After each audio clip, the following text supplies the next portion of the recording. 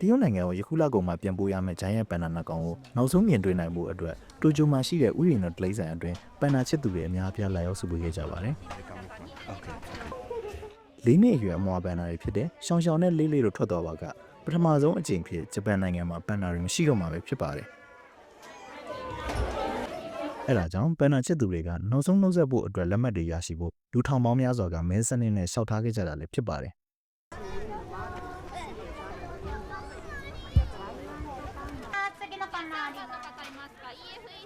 とも言えないもう8年間の思いが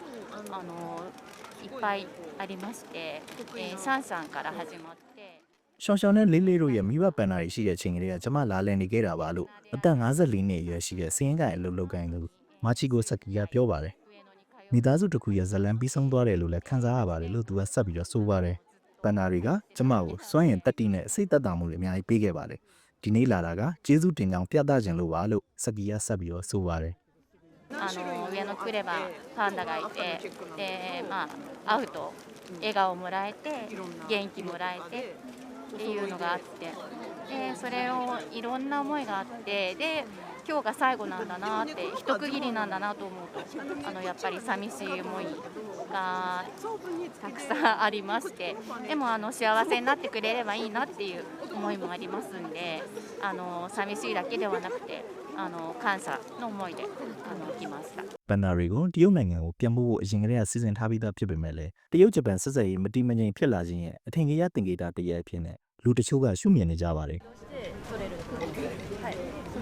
နိုဝင်ဘာလမှာဂျပန်ဝန်ကြီးချုပ်ဆာနာအဲတာကာအီချီကတရုတ်နိုင်ငံကထိုင်ဝမ်ကိုတိုက်ခိုက်လာပါကဂျပန်ကစစ်ရေးနဲ့ပြန်လည်တုံ့ပြန်နိုင်တယ်လို့ပြောကြားထားပြီးတရုတ်ဘက်ကတော့ဒီမိုကရေစီနဲ့အုပ်ချုပ်နေတဲ့ထိုင်ဝမ်ကိုတရုတ်ပိုင်ဒေသတစ်ခုအဖြစ်ကြေညာထားပြီးဂျပန်ဝန်ကြီးချုပ်ရဲ့ပြောစကားတွေပေါ်ပြင်းထန်စွာတုံ့ပြန်ခဲ့ပါတယ်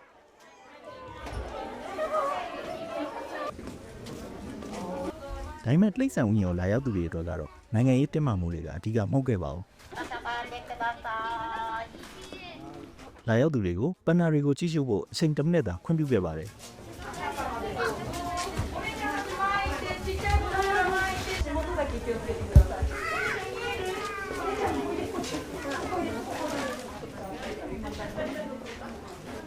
横にバーがかかりますよ。なりました。今度ね、隣で向かいで見られますよ。足元気をつけて。လက်မှတ်မရခဲ့တဲ့သူတွေတော့လိမ့်ဆန်ဥယျာဉ်ကိုလာရောက်ခဲ့ကြပါတယ်ジャイアントパンダは当選された方のみ。どうぞください。まもなくレスキューしております。